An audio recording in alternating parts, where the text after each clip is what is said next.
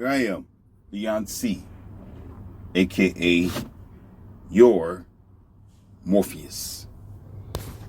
And today, once again, you are listening to the Academy of Wow Men.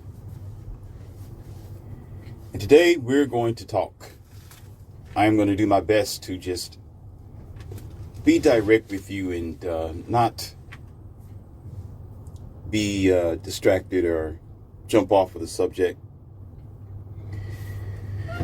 Today I finally got my green tea, so I should have a pretty decent ability to speak straightforward and not need to keep stopping every 5 minutes to take a drink. Now, this conversation, and you already see the title, is usually for those who are serious about their life. And before we begin, I'm going to go ahead and take a drink now so I don't have to stop in between.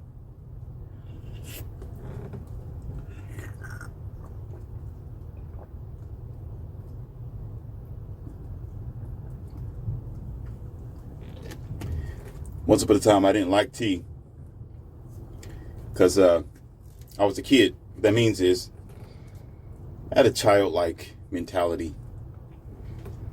And you know how kids are, they just want something sweet. They don't care about how healthy or unhealthy it is for them. As long as it's sweet and have colors in it, that's all they cared about. So a lot of people who there's a lot of people who don't know that they do that to themselves. They always want something. They got to have sugar and cream in their coffee, right? They always got to have some type of sweetener. Or if they have toast or something like that, they got to have jelly on it. Or if they have pancakes, they got to have syrup. It's a very unique thing. But when you stop to think about what you're doing, you're in your child mind. Not only that, you're sickening yourself and you're taking in this form of crack, which is sugar. And so a lot of you need to be careful about that. You know, usually the thing that is not so sweet is the best thing for you. Because it's going to be bitter, it's going to be plain and tasteless and just very natural. And I have become accustomed to natural and organic and non-sugary products. However, getting on to the subject here today, I had a very good conversation with a married man. And I always like to evaluate, analyze, and get all the information that I can before discussing this with you here in the Academy, Neo. And so when I come to you, I don't come to you based on my opinion. I don't come to you based on my little experience in my little bitty world. When I speak to you, believe it or not, and I'm saying believe it or not because some people, you can gravitate to that a lot easier. Although I would say whether you accept it or not. You see? So, okay, whether you accept it or not, usually when I come to you, it's not my experience. It seems wild, it seems crazy, it seems like a very strange topic. Sometimes it can be flipped on top of his head, but either way that it goes, when I speak to you, it's based on real life interactions with people around your world, around your country. I go places, I go to the restaurants, okay? I go to Chicago, I go to New York, I go down there to California, I go to Florida, I go to Tennessee. You understand? And when I'm there, I speak to people with a paper and pen. They don't know I have a paper and pen, but it's like a usual conversation, and I'm getting this information. And so I've noticed a pattern, and I'm going to get to the pattern in just a moment. I'm just going to put it out there before I even dive into it. But this married man was very interesting. When I evaluated him, first of all, he was I think he was a construction worker or something like that, or he was a maintenance guy or something. He could have been. I didn't want to get too deep into his business. But he did work with his hands. Pretty much a hard worker. He was a 9-to-5 man. Okay? And I met him because I was going out to a restaurant, and he'd had to go in there and take his child with him because he wasn't going to go to the restaurant and eat. So apparently his child needed to go and take a little squattle. So I met him on the way out of the door when the child dropped something on the floor, and he had to clean it off, and the conversation began because he seemed kind of skeptical, and of course the nervousness and the caution of bacteria, or if you want to call it the so-called COVID. And so the conversation began, and I began to talk about what's going on in the world today. And during the conversation, I began to evaluate him and look at his stature, his standing, his position, how he looks. And of course, looking at his hands look very rugged, right? Beat up, bruised. And he had on a pair of dirty pants on, scuffed up a little bit. And I think he probably still even had his work jacket on. And we began to talk about a little bit about religion, a little bit about the world, how religion came up with. And of course, I'm just speeding up the conversation here because we don't need to talk about what we talked about, but we do need to get to the lesson here.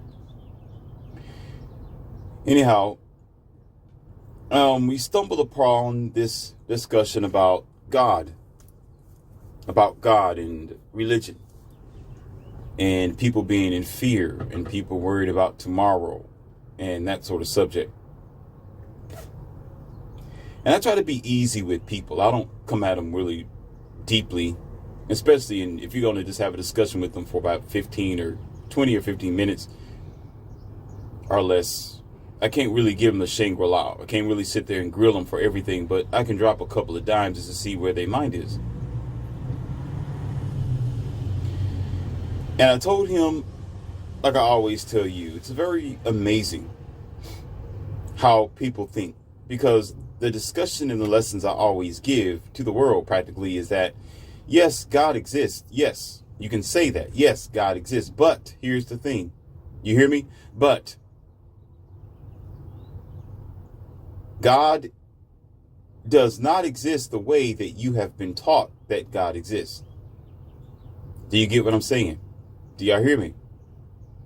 Yes, God exists, but not in the way that they are telling you. Not in the way that the church is telling you. Not in the way that you've been taught. Not in the way that they are producing this thing called God. Do you understand? I can't make it no more clear than that. You got to be out of your mind not to comprehend what I'm saying. Yes, there's an existence of a power in the universe. But the reducement, the concentration, and the apprehension of this thing and its ability and its functions have been modified by an anthropomorphic system and energy, which was and is produced by the human man mind, or mankind mind, or human species type kind, or prototype kind human. Or you can even, if you want to go deeper, you can say humanoid type kind of person. And why do I say humanoid type of person? Because that bridges over or transpires over to transhumanist type of person. Because that's what we have become today with our use of technology. Because we don't pretty much think for ourselves. We don't pretty much try to become superior in our physical and natural world.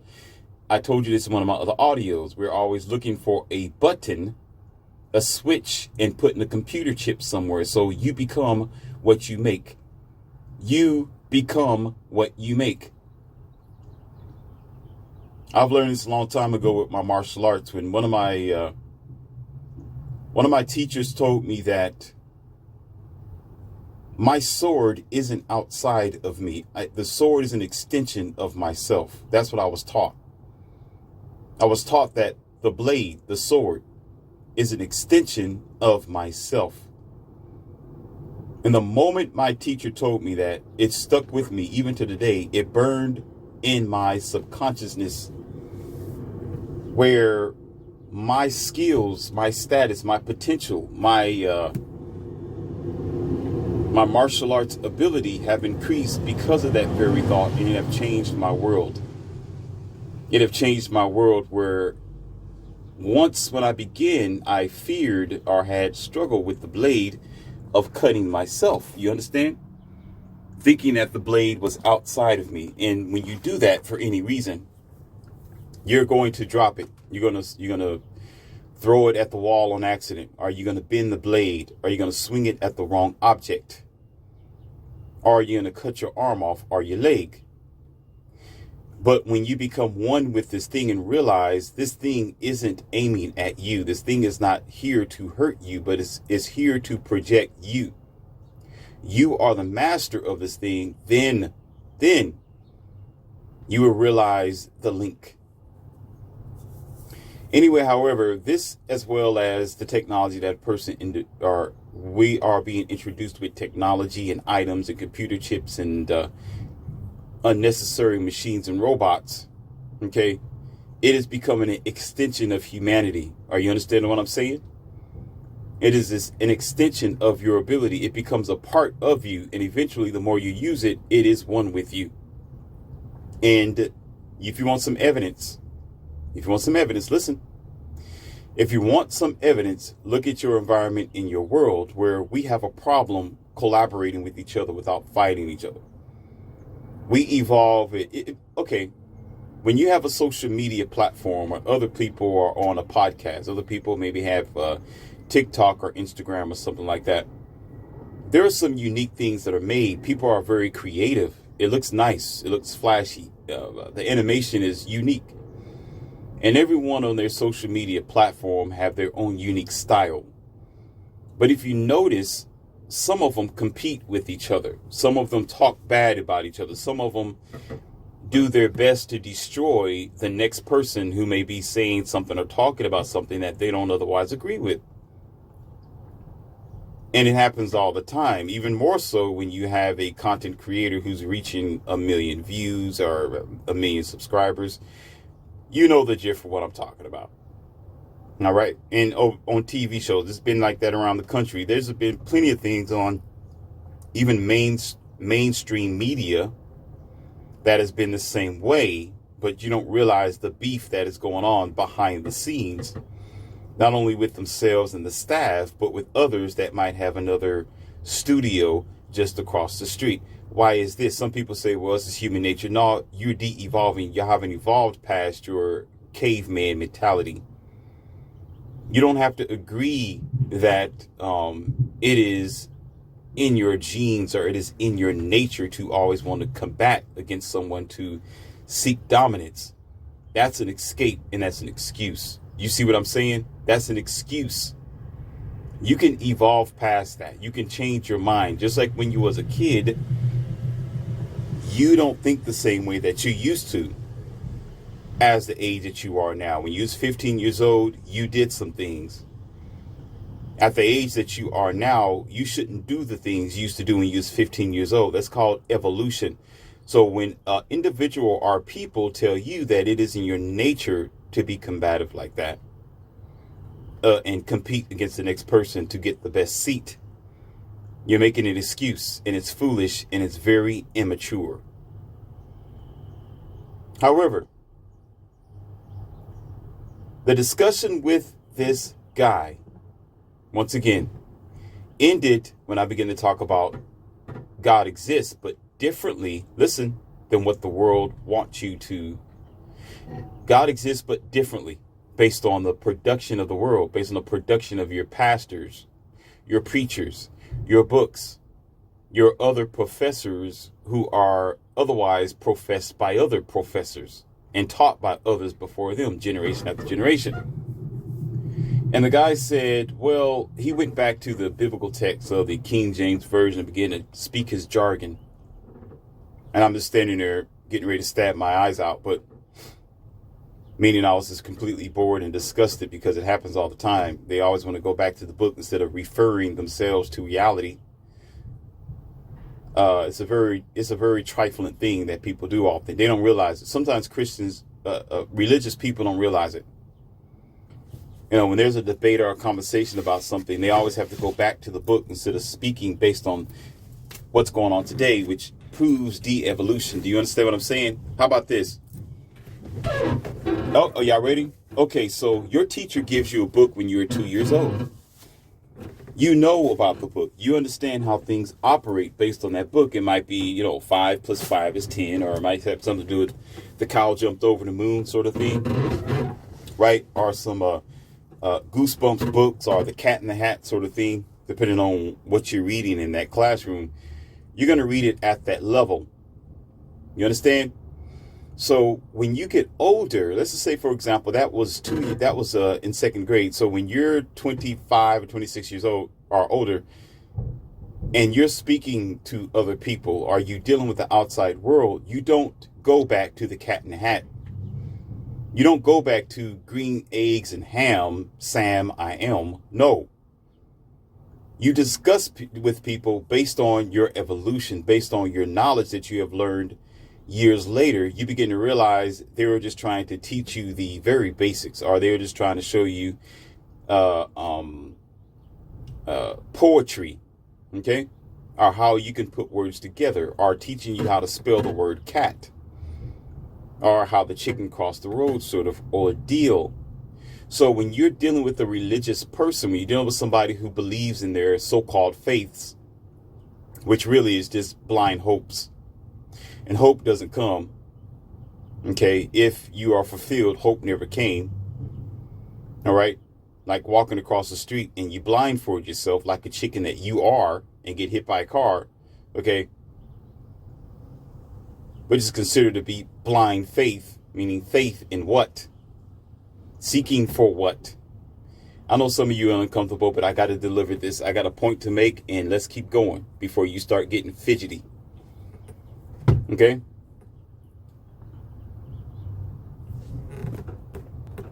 Basically, you can't refer to what was that was given to you when you're discussing life with people, when you're discussing fact with people, when you're discussing what is with people.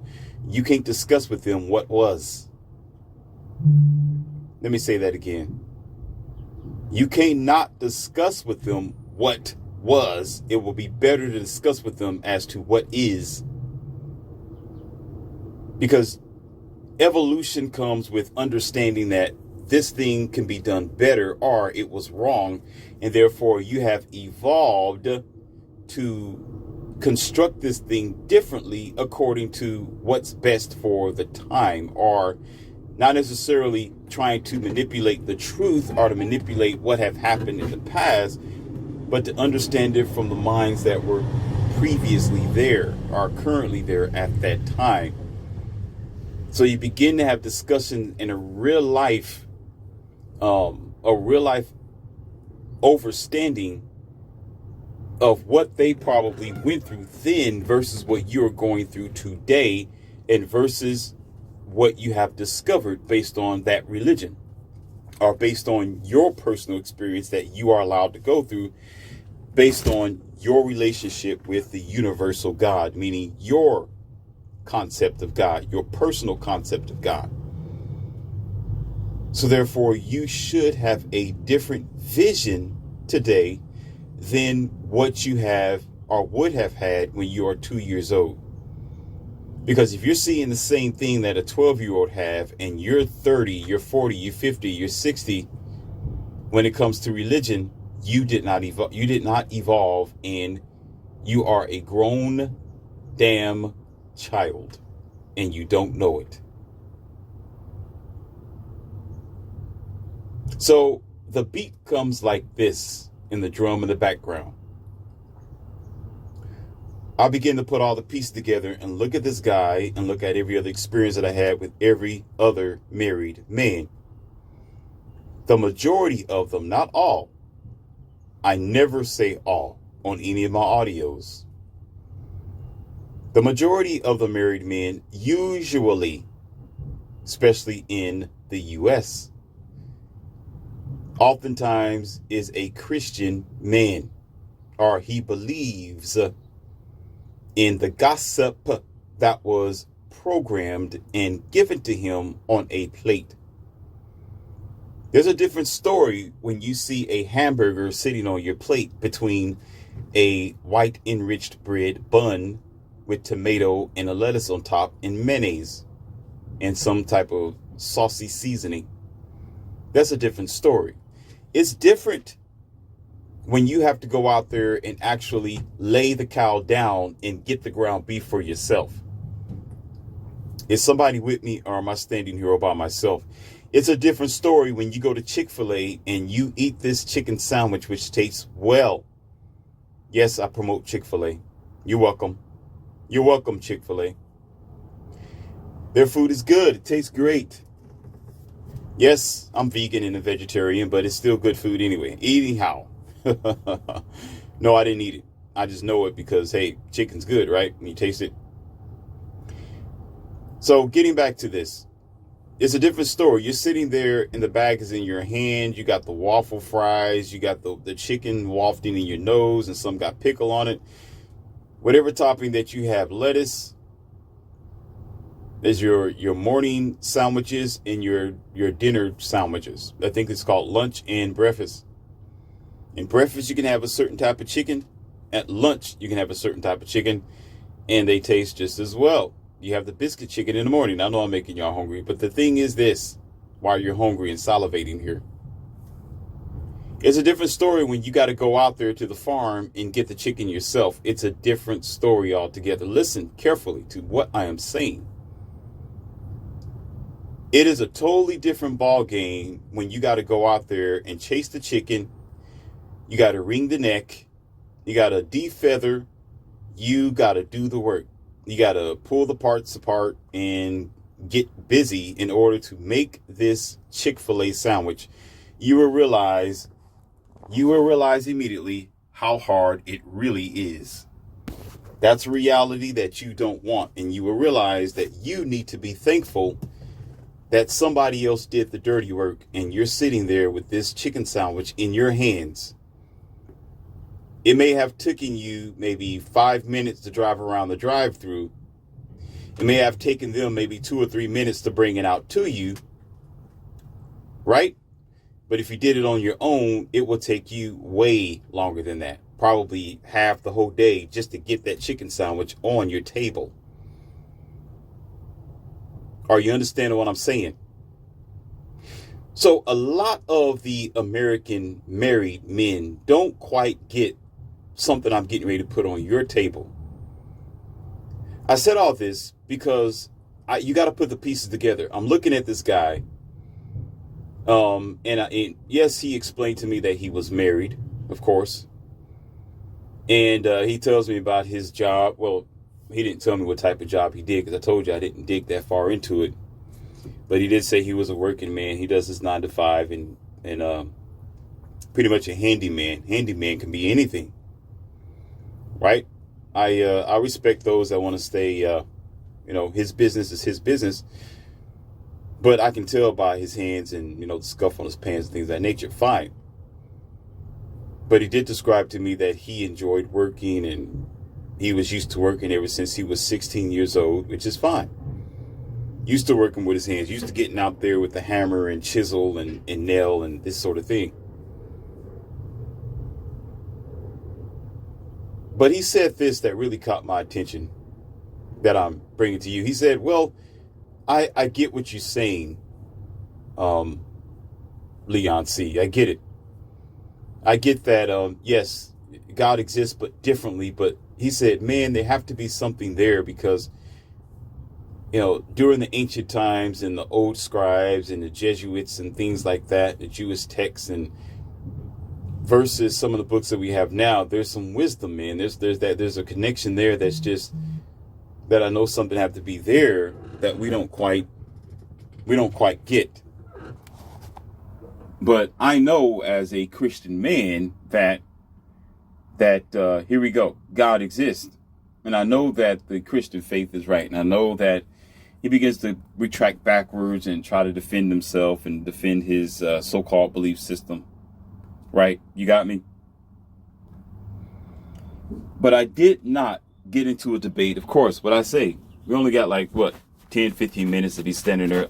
He don't have the time. I don't have the time. But I use people like that because I'm able to see a universal picture. And what that means is it don't matter what he's saying. I'm seeing something else that he don't see. While he's standing there with his child in his hand and his wife is somewhere else, I can go wherever I want to go. See, listen, this guy who's working his 9 to 5 every day, and if that's what you want to do, that's fine. If you're doing something that you love to do, go have at it. That's the way life should work. Do something that you love to do. Work because you want to work. That's fine. But let me tell you something that I'm not going to do. I'm not going to waste my time. That's what I'm not going to do. I'm not going to live my life as a slave to no damn body. You understand? I am not going to live. And what I mean is this. I'm going to get to the point. Just hold on now. Hold on. Wait for it. Okay? I am not going to live my life, my 9 to 5, working my fingers to the bone, stressing myself out, doing what everyone expects for you to do. You grow up. Here you go. You go to school. You're going to school. You're growing up. You find a good job or a career. You make your money. You expand from there. You save your money up. You're working on a retirement plan. While you're doing that, you meet a wife. You settle down with her. You have a child. You get ready for retirement. It's almost like a roller coaster. You get on the roller coaster. You ride all the way up and get prepared to go all the way down when you're old and decrepit and you can't take care of yourself. What a boring, sick, retard, backwards, upside down, non-acceptable of a life that I would not comply myself with, because there's more to life than that. There is. There's more to, listen, men need to understand this. There's more to life than just going out there, finding a wife, have a child, get married, settle down. That sounds ridiculous, and especially today in the 2020s, where women are almost like, when you walk outside, it's no longer a solid ground. Where you walk outside and the ground is almost like quicksand. Every cement you step on, you might fall through, and you don't know when you're going to fall through. You don't know where you're going to fall through, but you know it's unstable, but yet you want to put your whole life on it anyway and get married. And I also thought about his position, and I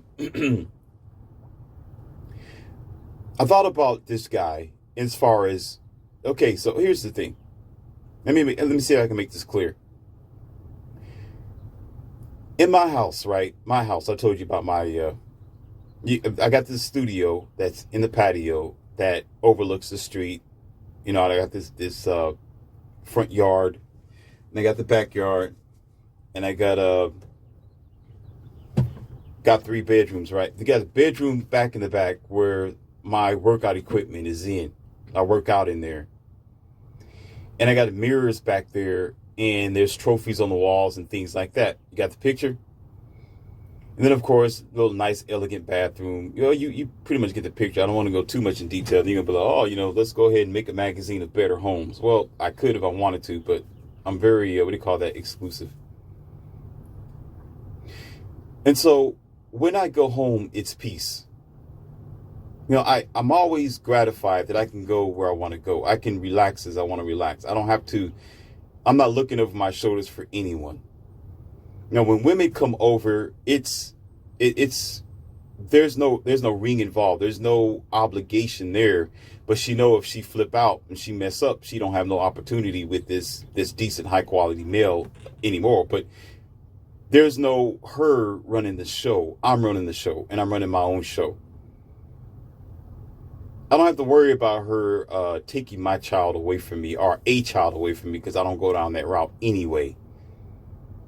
When I work, or if I work for any reason, it's for myself. It's not because I think or feel as if, I've got to provide for my family. My father told me I'm just supposed to grow up, and provide for my family, be the white knight soldier for my people. No, I am at peace. There was a, how can I put this? There was, Tom Leykis said this better than me, but I'm trying to break it down to detail. He said he made a good enough amount of money. And he said almost the same thing that I'm saying, that when he went to his house and he looked outside of his wonderful yard and all his intricate work that he worked so hard for, and he said he began to walk in his backyard and to look at all his land and his accomplishment, and he knew, and he was explaining that it would not be if he allowed himself to be limited or tapped down by an American woman. I said American woman. Yes, I did. And most of them who are always out to get you, always out to take your money, always out to tell you that you need to provide for them. You need to work hard until you die for them. You need to always give. You take them out to eat. You protect them. You provide. You put out the red carpet. You be this mandinga. You do. Never her do. You do the approaching. You make the dinner dates. You make the choices. You do the one to try to impress her. You do the one to try to work hard while she does nothing. That everything that he was looking at or surveyed would not be present in his world. And I get that now. I get what he's saying. When I'm sitting in my bathtub and I'm sitting there relaxing and I can just hear the buzz in the background in a quiet front room, and I'm looking at a magazine or the TV is on very, very low, and I know that tomorrow I can go down to, I can head over there to New York, right? I can go to Philadelphia if I want to. I can go over here across town and spend time with my other girlfriend over here who's willing to welcome me. No obligation. She's not expecting me to put a ring on her finger, and she already knows she can't request or demand anything out of me because I don't listen to demands any old damn way. And then I'm over here in this side of town, and there's another girl over here waiting for me as well, or just as what you call the word loyal, decent, well, committed, and a positive, submissive sort of girl. And the freedom is unlimited. The chances of me worrying about what's going on in my world or in my family is near zero. It's near zero. And the freedom to think, the freedom to explore my idea of the universe and listen to the real voice of what God really is. I need y'all to understand what I'm saying here, because I really don't want to, I'm trying not to lose you, because I'm expecting that you're comprehending what I'm saying. I'm able to see what this man and a lot of other married so-called Christian men don't see. See, while I'm in my tub and things are silent, listen, things are silent, things are good. Everything is well in my world that I am in control of. I don't have her to worry about, and I'm not going to have her to worry about, or a lot of crumb snatchers running around my house, unless I'm babysitting someone or just teaching someone of that nature. I don't mind that if I'm teaching them. If I babysit them, that's a different story. But one of my own that is always constantly there, not to say that I wouldn't, but not interested in, because I know the requirements. I know the work. I know that I would have to give, if not half, but 3/4 of my time and my peace to this child. Okay. Today in this generation, and all that is a distraction and a destruction for man, not a good idea. Not a good idea. I need to focus on the war.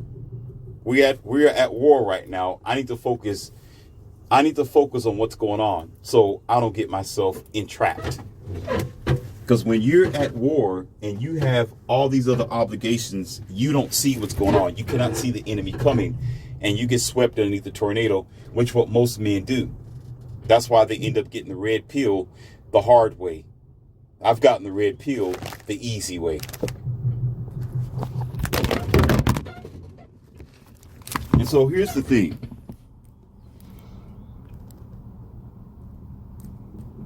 Straighten this out here.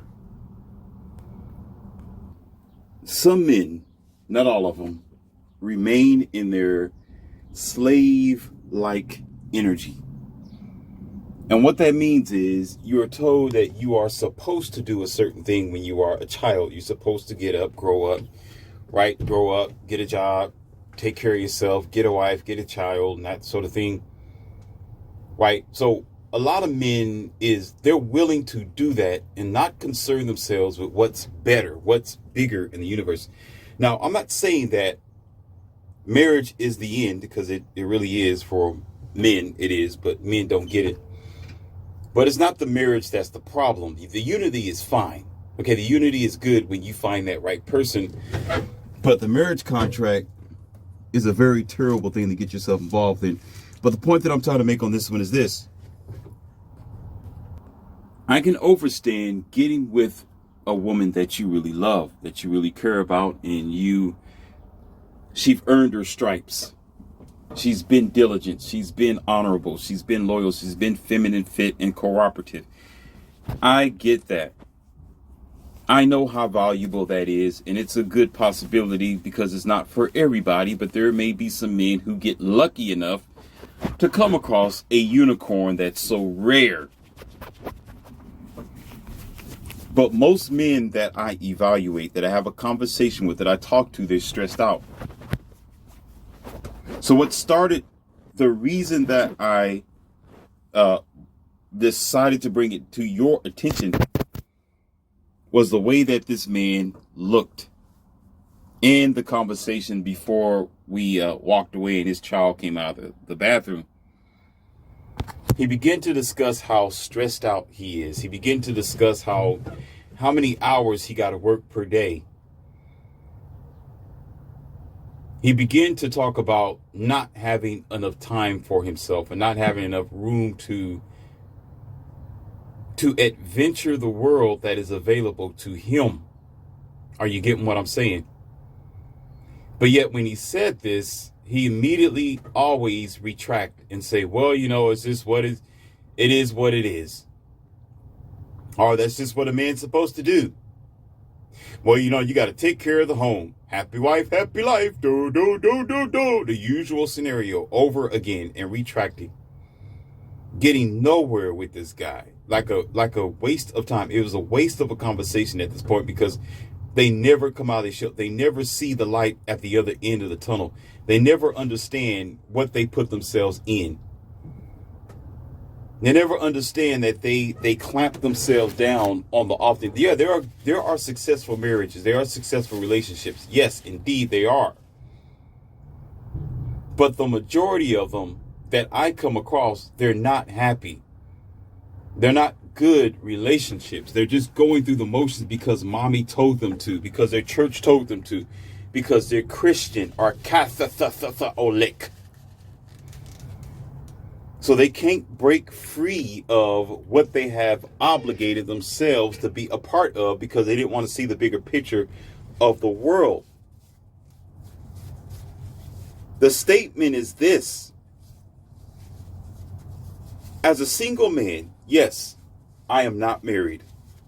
No, I'm not going to be married. But will I have a girlfriend? Sure, I will have a girlfriend. But she's not going to be one girlfriend. She's not going to be the only girlfriend either, because it's rare for one girl to actually earn those stripes in today's world where the hypergamy is off the charts, where unrealistic expectations is off the charts, where when you're walking on gravel, you don't know whether it's gravel or quicksand. It's the most dumbest thing a man can do. When the world is available for the taking, it's a very vast, big world of possibilities. Why should I limit myself to women who aren't what they used to be? Maybe in the older days before now, maybe in the generations before these new women decide to walk the face of the earth, there may have been a possibility because girls were raised up to be women. Women were raised up to be a wife before the man came to find her.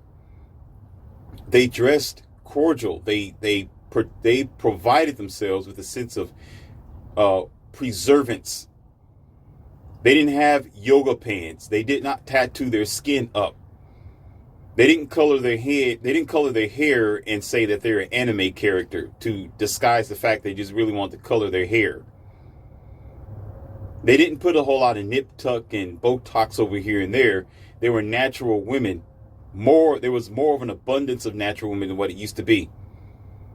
So being able to sit back and evaluate the world has been a gift from the heavens for me, and always is, versus a man who have willingly signed up to limit himself because of this one-way track obligation, which he know full damn well he can't just up and walk away from.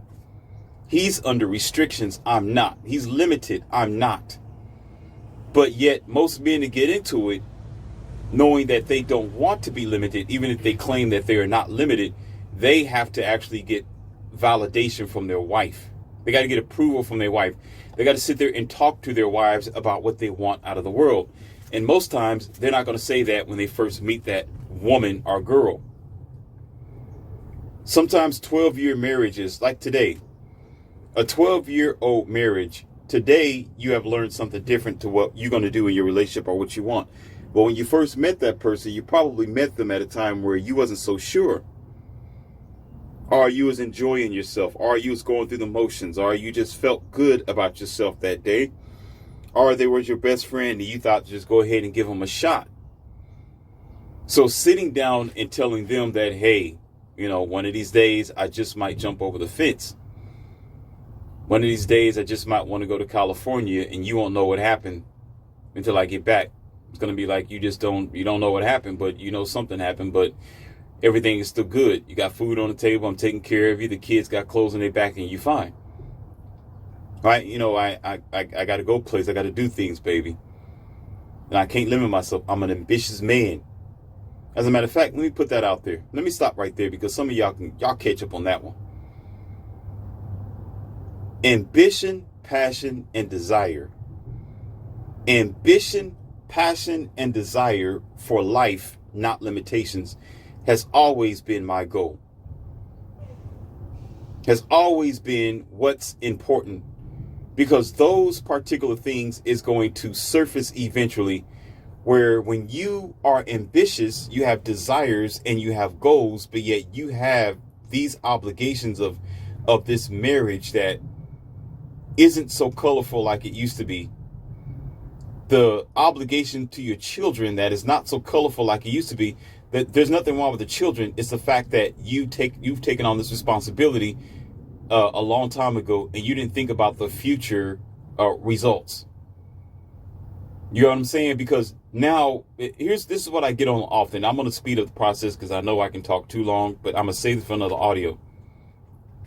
All right. Here's the reality of the matter is, most of these men that I speak to on often, they are very stressed out, and they become very envious of my status or other men's status, that I don't have to abide by nobody, or them specifically, a girlfriend or a woman.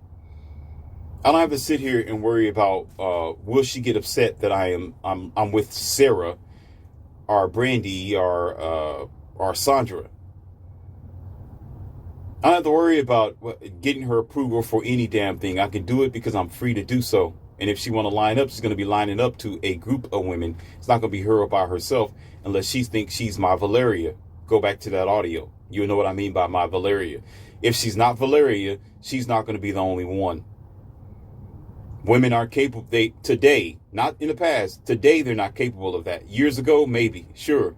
Today, no, ma'am. No, because in the past, they cooked, they're clean, they took care of the home, they were submissive, they were kind, they were loyal, they're supportive, and they added to a man's life. Today, they can only do one thing at a time. I don't want half a woman, I want the whole woman. You understand? If I wanted a piece of chicken, don't give me a piece of the chicken. I want the whole damn thing. Today, they're not giving you everything. It's almost like they penny pinch on you. All right, you go to a drug dealer, you're talking about, oh man, give me a dime sack. And you look at it, he's like, man, this is not a dime sack, man. This is not a dime sack. And you're looking at it, it's as big as your pinky finger. Like, what are you doing to me, man? Well, at least not my pinky finger. Maybe yours. I got a really big pinky finger, so that probably that might be more than a dime sack. But anyhow, you get what I'm saying? You get pinched on. When years ago, okay, for another example, for some of you who might be getting very emotional about this, I got some more proof for you here. There's a thing called, I'm going to talk about it because it pissed me off. When I used to drink orange juice, some of y'all got this. There is a bottle of orange juice. Let me think of what it's called because I really want to bust them out and talk about them. I think it was, I don't know if it was Minute Maid or I got to think about the manufacturer. But it was a container of orange juice that you can get from the store or the gas station. And it was a very good size many years ago. It was almost as let's see. I can't think of the measurement. But I'm pretty sure y'all get what I'm saying, where I'm going at. But it was a good size. You got your money's worth. And you get it for like, let's say for $1.50, right? And you'll be thirsty and you'll drink like half of it and you'll still have half of this container of orange juice left before you can get home. And then it's sitting in the refrigerator till you want to get to it again for $1.50. I'm not talking about what it was in the old days. You got to remember, things have sped up. I'm not that old. And yes, there are stores where there are some that still cost that much. But however, so that was satisfactory. But over the years, over time, they made the bottles smaller, but they increased the price with inflation. So you will get less of this orange juice, but you have to pay more for this orange juice. And you can see that the container is smaller. As a matter of fact, if you go to the store today, maybe at the gas station or a fuel stop, look at the orange containers and look how small and pinchy that they are. Look how small it is. No, they'll say, well, it's compact size. Fool, who are you playing?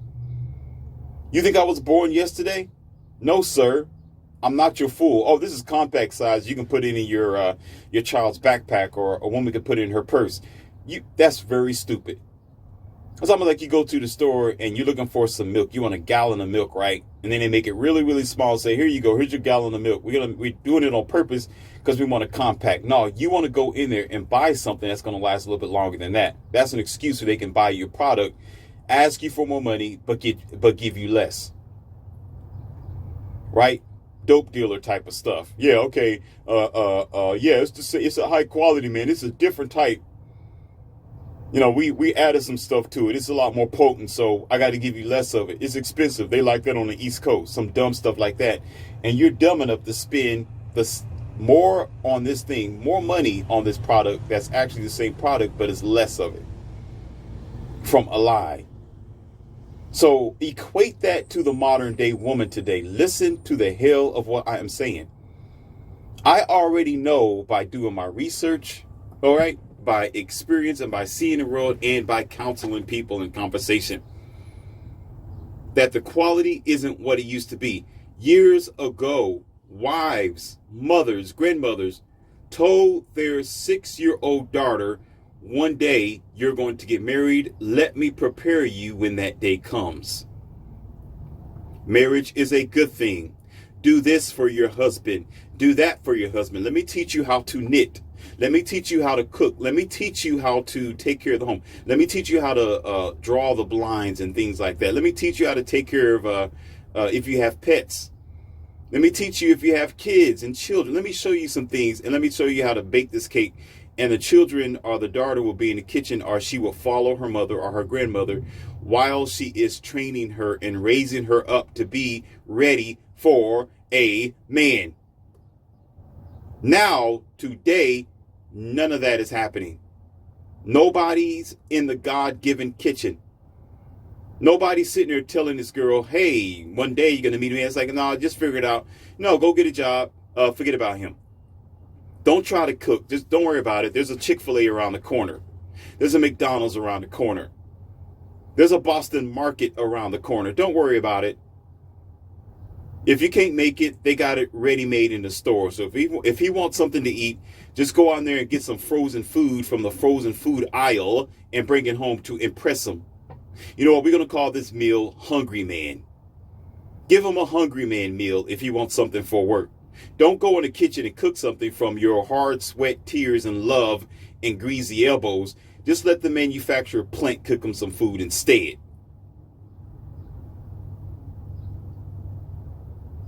No, don't live your life where you need to understand that he's a man and he needs proper pleasure from you. I want you to worry about him giving you proper pleasure. As a matter of fact, I want you to get with him because of what he got. I want you to make sure that this man has doctor status. I want you to make sure that he is famous, that he is well known. I want you to make sure that he's actually jumping, donkey dunking, and bonking on every other woman in order for him to be a quality man in your life. If he's not smashing 10 other women, I don't want you to see him as a proper mate. This is your modern day woman today. So guess what, sir and ma'am, or you who are listening, you're not getting what you used to get. Or shall I say, maybe you already have it. If you're the lucky one, fine.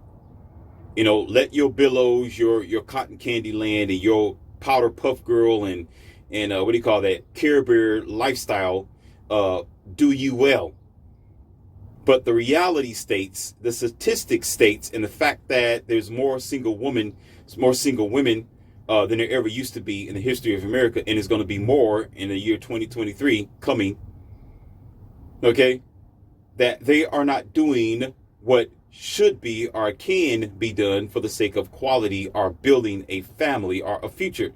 So therefore, why would I sit here and get half of a woman when she used to be a whole woman? You're going to pay full price for her arm. Are you a fool? You're going to pay full price because all she know how to do is lay on her back. You're going to pay full price for your life, your labor, bust your knuckles, give her a child, lay her up, put her in your house, help her with her cars and her bills and her lifestyle, only to get her legs, only to get her fingernails, only to get her attitude, only to get that she don't want to cook for you or can't cook for you. You don't want to know how to cook. Only to get the fact that she don't even know how to make the bed or don't want to make the bed. She'll say, nah, you do it. We're equal. I'm Lilith. You're Adam. We were born at the same damn time, and you sitting there like a bozo working your fingers to the bone like, well, I guess that's the way it's supposed to be. Da, da, da. And when you're all good and done, you want to come complain to Morpheus because I'm living my life and you're living your life like a slave.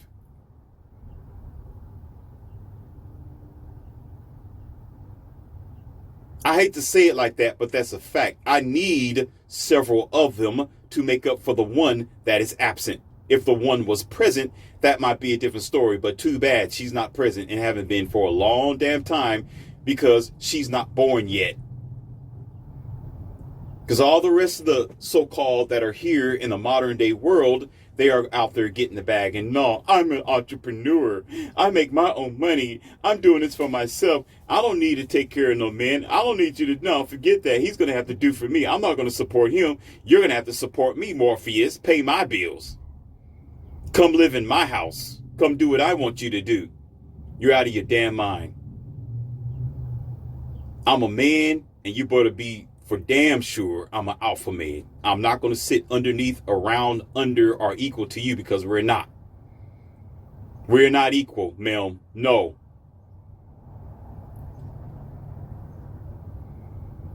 But yet you guys, a lot of these men who, see, y'all don't get it.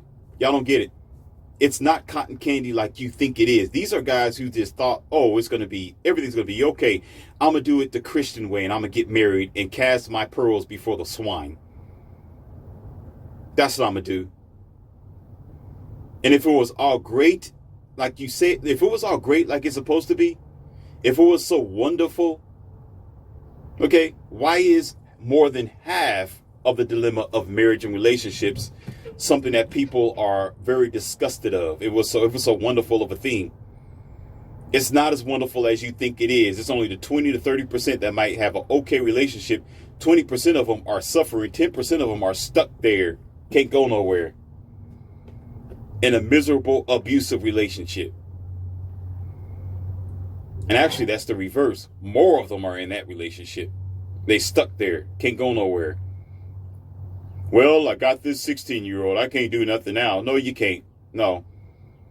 And this girl who's 250 pounds now. And I know if I jump off the bridge, I'm going to have to pay something. And you know what else it is? It's not just one child. Sometimes it's like 2 or 3 different kids at one time. He know full well if he turn his back, it's over. It's over. So guess what he have to do? He got to sneak. So what will end up rising is this. What will end up rising is his need of other explorations and ambition and desire for the world that is prepared for him, that he denied himself of because he wanted to patch himself down to a committed, one-way, one-track, monogamous, dry relationship with somebody who has more of a potential to change and to flip on him at the drop of a dime. Literally at the drop of a dime. And so these guys end up stressed out. I would not have said anything about this if I had not had a conversation with that guy. And the very fact that he looked, I had to ask, I looked in his face and it looked like he had dark rims under his eyes. And I had to ask him, are you feeling okay? Because he looked like he didn't even want to be standing there. And when he told me about how hard he worked, and he says, oh man, I'm just tired. I'm just tired. I got to go home to the missus. I'm getting ready to take this child and we're going to go home and, relax and just, right? And I can imagine in the back of his mind, I got to get up in the morning and do it all over again. I'm standing there full of energy. My night's just getting started. I got 2 women over there at the table smiling and waving. Hey, how you doing?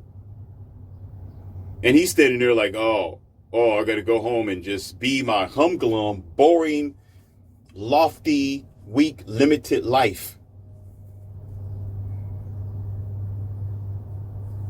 Here in the current world, are you out of your mind? You got to understand, we have a recall to do in America.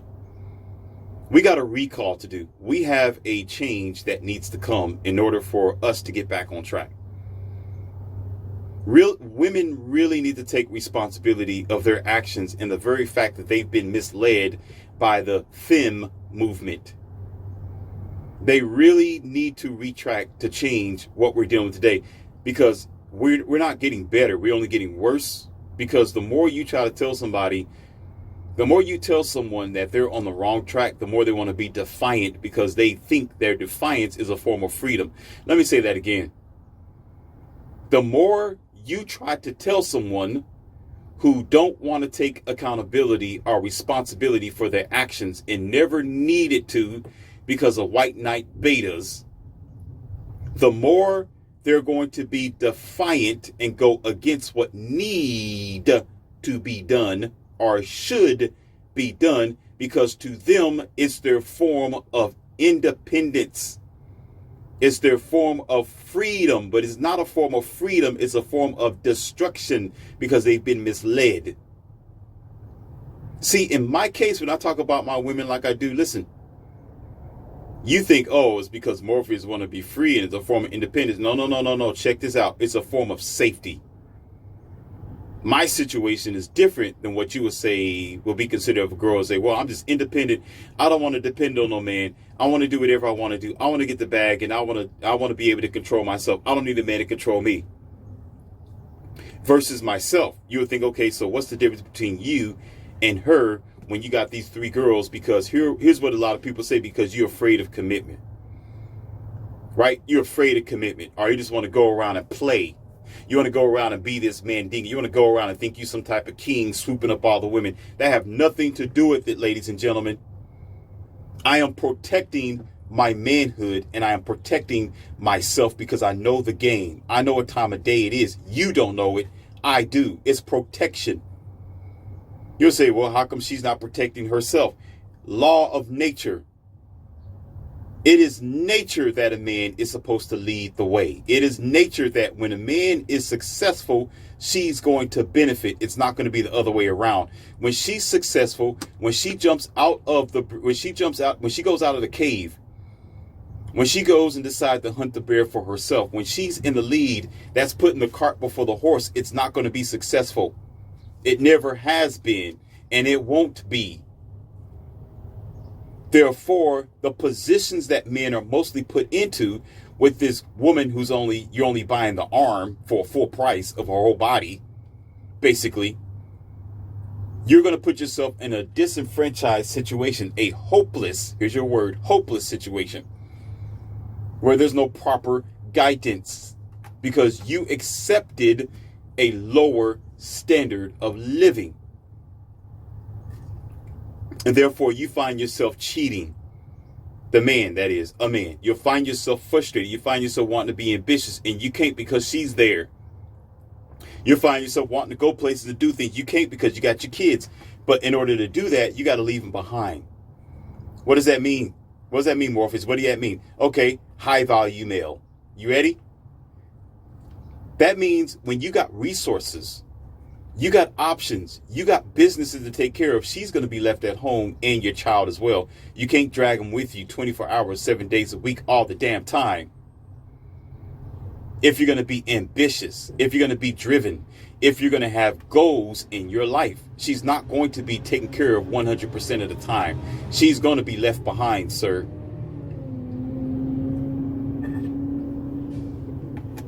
And in this situation, you will find yourself being tempted by other temptations while you out in your office. Things are going to happen with your assistant, or your assistant's going to have another assistant that's going to want to assist you. I had that happen several times before, but you know what? Good thing I wasn't married, nor am I tapped down to anybody, so I'm free to do whatever the hell I want to do. Had a good damn time too, and I don't regret it. Went to my office, I opened up the door. She was sitting there with the paperwork. She said, "Hey, hi. Oh, I'm Mrs. So-and-so. You must be Morpheus. Oh, blah, blah, blah, blah, blah, blah." I'm like, okay, well, I got things to do. What's this report over here? Tell me this and that, blah, blah. Catch up. She's sitting out there in a what do you call that? In the waiting room. Start talking about her life, and there you go. Something out of a PORN sort of hub type of video. But guess what? Guess what? It happens. It happens. And we're good to this day.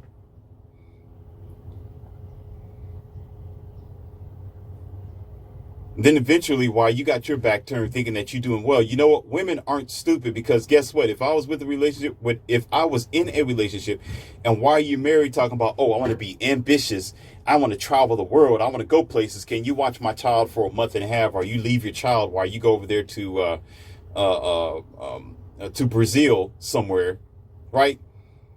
To go take care of some stocks and papers and produce, and go over here, get an interview over here to this place. Guess what's going to happen? She's not stupid, because while you out there playing, she's going to be playing the field too. Women aren't silly today. This is the modern woman. She ain't going to sit there and be loyal to you like say they used to be. They can't even cook and clean, let alone be loyal. She ain't going to sit up there and be honorable to you. She's not even honorable to herself to make herself prepared for you. So she'll say, okay, husband, okay, baby. When you go over there to Tennessee, you traveling to North Dakota, and you thinking, oh man, she's all right. She's at home cooking. She's taking care of. She FaceTime me every now and then. Yes, she'll FaceTime you just for that time. But she's putting face with somebody else and getting her face full of. Women ain't playing that game, so she's playing you at the same time as you playing yourself. So when you talk about, oh man, I want to go and be ambitious, I'm going to be able to be with this wife in marriage and family, and I can go travel the world, you're out of your mind. You are out of your damn mind. Because you are inevitably going to be stuck right there. You're going to be stuck right there. She's not going to let you do that because she's not stupid. If she lets you do that, she's going to be doing it herself. Because this is the 2020s. Maybe back in the 1940s, 50s, 80s, or the 90s, you may find a woman who's going to be like, oh, I'm okay with it. I'm good. I can stay home. I don't need to be with nobody else. You don't know that. You can't do that today.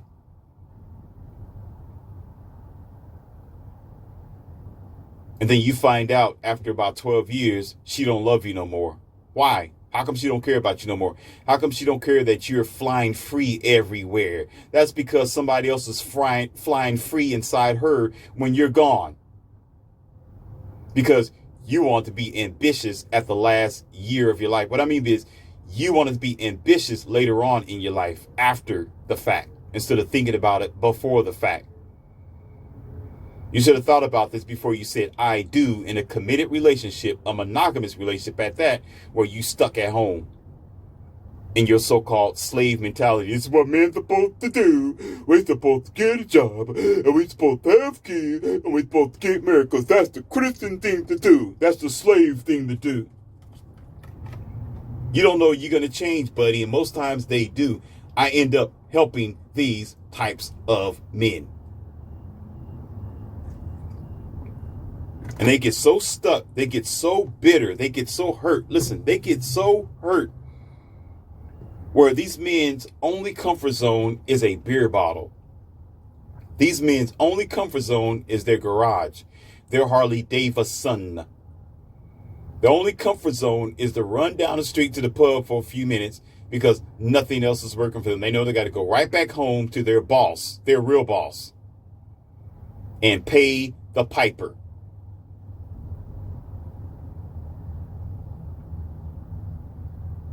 Someone would always say, well, are you hurt, Morpheus? Somebody hurt you?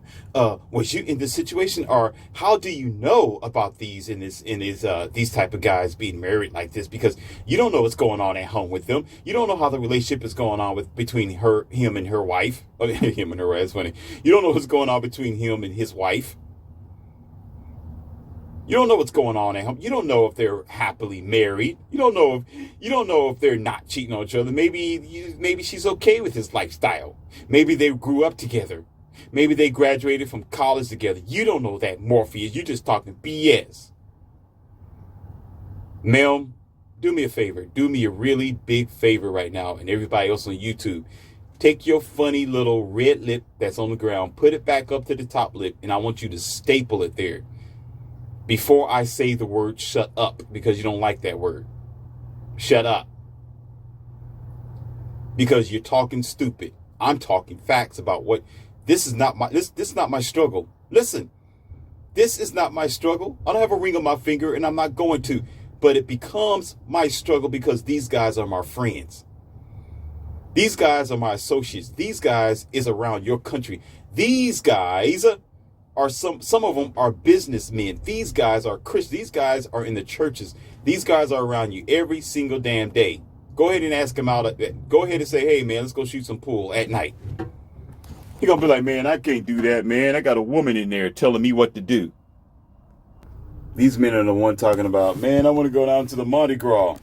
I'm like, oh, I'm ready to go. I already got my bag packed and my suitcase. If you want to head out, oh man, I can't do it because I got something to do with the missus this weekend. She want me to take her to the flower shop. Now we're gonna go to the Whole Foods store and look around. I gotta go to my kid's baseball party. I gotta go do this for my daughter. I can't do it, man. These are the type of guys where when the party is it's not even nearly over, they don't stay late. They leave the party early. They leave the party like 20 minutes in. You like, dang, man, we just getting started. Where you going? No, man, I got to get home. I can't stay out late, man, like I used to. The old man's game. That's what I call it, the old man's game. I can't do that, man. Man. I got to be at home. And I know what some of you thinking, oh, that means it's being responsible. No, he got to go home to his boss. That's what it is. Because otherwise, if he didn't have that at home, he probably might be there living his life. Don't come lie to me. Only if you blind, you think of that. Oh, he's being responsible. Yeah, go suck it up because you ain't thinking straight. You a blue pill beta thinking like that. These are the guys, when you have a debate conversation about marriage, relationships, and life, they're the most quietest people ever. They're quiet. They're humglum. They're just like neutral, go along, get along type of dudes on most occasions. Not all the time, but mostly they are. Because they know their woman is listening. If you look at some of these men who are married on podcasts, on social media, on YouTube channels, and if they're around a table of other women and men, they are quiet. Why? Because they know their boss is listening. When they sit there talking about the feminists or whatever else is going on in the world and talking about how women need to get their act together and blah, blah, blah, blah, right? And they're sitting there and they got a ring on their finger, they're quiet. They're not going to talk about the subject because they know full damn well if they go home and his wife heard what he said, okay, a couple of shoes, bottles, his clothes and everything else is going to be flying around the house. That's why he's quiet like a mouse, because his boss is at home and he don't mind being subservient. He don't mind it. So don't come telling me, oh, Morpheus, who hurt you? And, oh, it's not that bad. No, it is that bad because I sit and I watch. If you're watching people drag race down the street and everybody got their tires busted going down a certain patch of the drag strip, okay, and you know where that patch is, you can see where everybody keep getting their tire busted. Do you want to be the dumb person to jump in your expensive car or your sports car and do the same thing and bust your tire? No, you're going to say, no, I think I'm going to think twice about that. I'm not going to do it because the rest of you, you're hurting yourself. Men are logical creatures, and a lot of men today in generations are realizing that. You got to understand, it's not just about variety of women. That's a very small thing. And that's not what I'm saying is the very most important either, because I don't want you to misunderstand. Because we do have to be responsible ourselves, and you just don't want to go around and just be with anybody willy-nilly. It's not about that. And it's not just about going around trying to find a place where we can be free to be the man or the masculine male that we are. That's only part of the entire pie. The majority of the pie is realizing that this isn't the day nor the time to listen or to try to comply with the system that's ultimately going to destroy a man from the beginning to the end. Because how the snake works, it wraps itself around you. You barely even feel its clutches. You barely even feel the weight of it until you start evolving, until you start growing, until you start going places in your life where as a snake starts to squeeze tighter and tighter around you until you are damn near bleeding. You understand? When you start bleeding, when this happens, it's called this is what I call it. I'll call it a self-ignorant, de-evolving programming. That's what I call it. And why do I call it this? Because when you first meet yourself, when that means when you first decide to get married, when you first decide to be with somebody, it may be years ago when you made this decision. You thought you knew everything. You thought you knew what your future was going to be. So what ends up happening is you didn't know that 12 years from that date, you might think of something else differently. You might have a different focal point. You might have a different ambition, and you might want to do some things. But in order to, I know what some of you are saying, well, you should grow together. Yeah, that's rare because relationships break 90% of the time. So go shut your mouth. Yeah. Oh, let's grow together. Let's be a power couple. You can't do it that way. Let's evolve together. That's a joke. If men and women knew how to evolve together today, there would be no such thing as a red pill. So go sit down in your dumb chair in the corner. Stop talking stupid. No, we're going to be a power couple. You're a joke couple. That's what you are. Couple of clowns. Grow together, my ass. No, what y'all end up doing is growing apart from each other on a typical, usual basis. That's why it's 80% divorce, and 80% of it is filed by women. Imagine that. Oh, what are the odds? So therefore, the factor of the thing is he might see something differently in the far future. However, in order to allow that relationship to evolve, or shall I say to maintain itself, you have to constantly struggle of not going out of the box. You have to maintain in a de-evolved state of being. That's right. You got to be modest and satisfied with where you have literally saddled yourself up with. Or in this case, you can really use the word settle. Because you really did settle, because you didn't know that later on in your life, you wanted something else. And now that you want to do something with your life, now that you really know how hard it is to raise a child or a teenager, now that you know that you have other prospects that you want to be with and you can't be with, now you got to modify it. Y'all know how y'all men do it? Y'all become swingers. Uh-oh. Swingers, open relationships, you do cosplay, and you want somebody to come into your house and take your wife from you, sort of scenario. That's what you do. And this is the thing. And the ultimate thing is y'all start seeing other people. So now you got nothing but an arrangement. You're still with your wife. She's bouncing with other men and you're bouncing with other women. And she no longer want to bounce with you because her commitment is somewhere else. But she's there because you got the cheddar. And because of the children, because the children are evolved, the children are involved. They're not 18 years old now. This is the worst case scenario, but it happens. So this is why I told you it's about my safety more than it is going around thinking that I can have the pick of the litter, even though I can. It's to protect myself because I understand what day and age it is. And a lot of men don't quite get it. Y'all don't get it because you got your thumb stuck up your dark tunnel behind you. Because you was told to. You was told to plug yourself in. And now that's what you're full of. That's considered as hating yourself. You never know where you're going to be at 10 years from now. But yet you're there, well, it's better to marry than to burn. Because that's what my church says.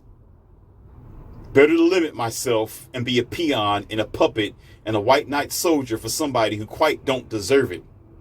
And you don't see that yet until 12 years later when she divorced your ass. Now I got something for you. This is an audio. I'm actually promising you this. It's going to come after this one.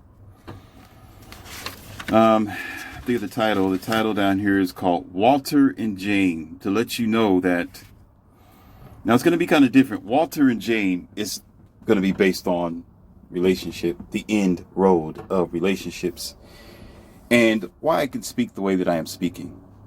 And again, it's going to seem like a contradiction, but it's not. So you have this one. And again, a lot of men may not agree with what I just said.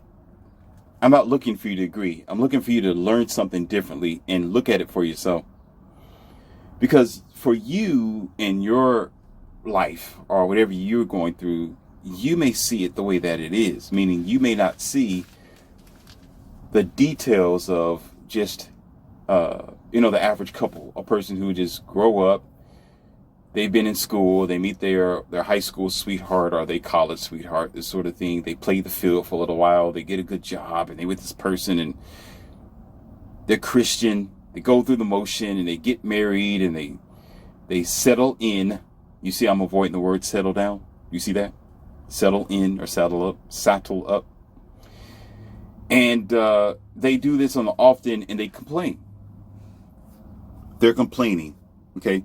And the complaints is very vicious at times that we don't see. Behind closed doors, married people, they really go through some things. And the outlets of a long-term marriage or relationship isn't what it began to be like. And I'm able to see those results.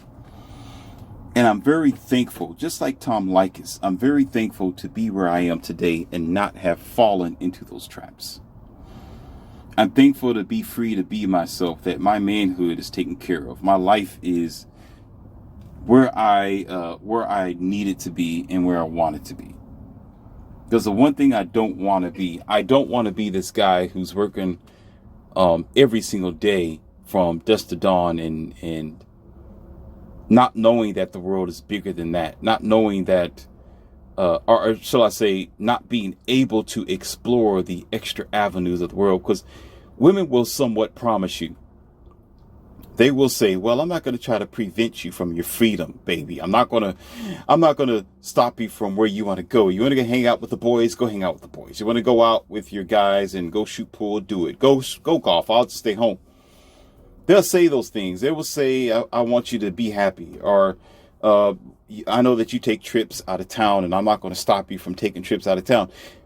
They will say that, but you got to know this, man. You have to know that when they say that, it's because. Put because after it. Yes, you can go out. She's not going to say it. In her mind, she'll say because I got something going on. Because I want my freedom and my time. Because I'm doing something on my own. Because I got somebody else. Or I am entertaining women and girls night out. Because I'm having hot girl summer. Because I'm doing something myself. So you got to understand how the game is played. So you don't want to. Most men become that fool and think, well, I got things taken care of. I got the house squared away. So I'm gone and I'm out and she's going to be at home waiting for me. You're a joke, sir. You are a joke. I can say this because I'm an alpha male and I see these women all the time. I come around these women all the time. They are interested in what Morpheus is all about. And there is many times where they already have a ring on their finger. Do you understand what I'm saying? They have a boyfriend. They don't care about you when I come onto the scene. I'm not blowing myself up. I'm not telling you that, oh, Morpheus, you who you think you are? And you really buffing yourself up. You trying to be just like the rest of these guys. No. Listen to what I'm saying. I'm trying to tell you this. You don't get what I'm saying. These girls will say, my boyfriend is out of town. My husband is out of town. My husband is gone. My husband's not here. She'll put the signal out there to let me know that you're nowhere to be found. And she's free to do whatever the hell she want to do, while you are free to do what you want to do. And things just go downhill from there. It goes downhill from there. So there's a barrier or boundary that marriages and relationships have to abide by. Because if you turn your back on the river, you turn your back on the water, if you built the sandcastle on the edge, on the beach, a sandcastle right there on the edge where the water is, turn your back on it, that sandcastle is going to be washed ashore. It's going to be washed off. It's going to be washed away. Then you'll be sitting there wondering, well, I guess that's just the way it's supposed to be. No, because you can't have your cake and eat it too, sir. You can't do that. It either is or isn't. And a lot of men realize that. There's a lot of married men who understand that. That's why they say happy wife, happy life. I'm going to stay home. I'm going to stay in this circle of limitation. I'm just going to keep my eyes on my castle, because if I turn my back on my sandcastle, it's going to wash away, because it is just as fragile, because we're not loyal like we used to be. This is the modern generation that we are functioning in, ladies and gentlemen. So therefore, most times women, especially the modern women, when they are chasing after an ambitious man, a man who is traveling, a man like myself who never stays home. I'm always everywhere. I go places. I do things, right? And if I am, let's just say, if you still trying to be my number one chick, you still trying to be this Valeria, and I'm telling you that I'm not monogamous. I'm telling you that if the waitress winks her eye at me, I'm just saying, if the occasion happened, that doesn't mean I have to jump at everything that comes my way. No, she's going to be special anyway. I have standards. You got to comprehend this. I just don't, I'm not interested in everything that moves. I don't operate like that. There have to be something there, something of a quality, something that is valuable to me about this woman. Okay. But when that happens, you got to know it was your fault, because here it is again. If you ever hear a person say, well, high value men cheat. Okay. Men who are out there busting their butt. They're on the grind. They're moving. They're going places. They're going to need to be taken care of when they're not around you. And then you have other girls who are looking towards him while he's out of town because they know who he is. They smell his wealth. They know about him. They are interested in him. He fits the criteria of most women, and he is your husband or so happen to be your boyfriend or somebody who you consider to be your companion. Because you made that choice, you're not going to be the only one who's going to catch his attention nor his eye. But in order for women to get their minds straight, check this out. You got to backtrack and realize, well, modesty is the form here. Why did I say all this? I said all this again because men need to understand, for one, don't limit yourself. Don't limit yourself, especially limiting yourself without having a future vision. A man without a plan can't be a man at all. A man who can't see 10 years in advance cannot be that man, because here's a Shangri-La. Here it is. And I'm going to go ahead and change this audio because I have the other to orchestrate in maybe tomorrow morning. Here's a Shangri-La here. If you know you're going to be monogamous in this relationship with this woman and you're married to her, listen, you should not be complaining. You should not be talking about, I'm stressed out, or I'm working too long, and oh man, I want to be able to get there and get that. Be happy with the change that you brought. What that means is you should have known that 10 years in advance, when you said I do to this woman, that things are going to change.